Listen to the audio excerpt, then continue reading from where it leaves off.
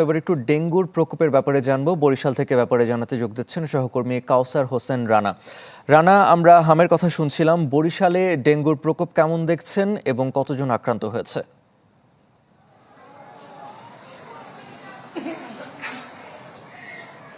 হ্যাঁ আরিফিন, সময় যত গড়াচ্ছে ডেঙ্গু পরিস্থিতি কিন্তু বরিশালে অবনতির দিকে যাচ্ছে এবং দিন বলা যায় যে ডেঙ্গু রোগীর সংখ্যাও বৃদ্ধি পাচ্ছে। আমি এই মুহূর্তে বরিশালের শেরেবাংলা মেডিকেল কলেজ হাসপাতালে রয়েছি। এখানে গত 24 ঘন্টায় 18 জনের বেশি ডেঙ্গু আক্রান্ত রোগী ভর্তি হয়েছে এবং এটি যদি বিভাগের হিসাব বলি তাহলে বলা যায় যে শতাধিক রোগী বরিশালের বিভিন্ন হাসপাতালে ভর্তি হয়েছে এবং এ পর্যন্ত বরিশাল বিভাগে 3 জন ডেঙ্গুতে আক্রান্ত হয়ে মৃত্যু ঘটেছে।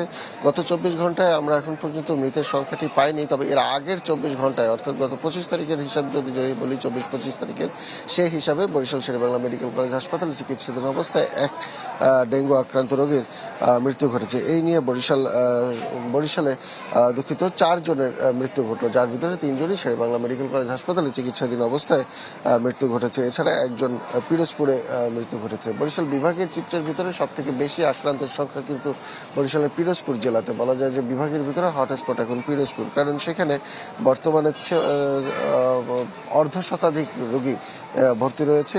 নগদ নিয়ে এলো হার নামানা হার অফার।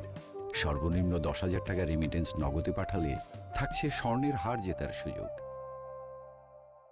এবং নতুন করেও প্রায় 30 জনের মতন ভর্তি হয়েছে। বরিশাল বিভাগের ভিতরে সব থেকে বেশি সেখানে রোগী নতুন করে ভর্তি হচ্ছে এবং 24 ঘন্টায় যে ভর্তি রয়েছে বর্তমানে সেই সংখ্যাটিও কিন্তু বেশি।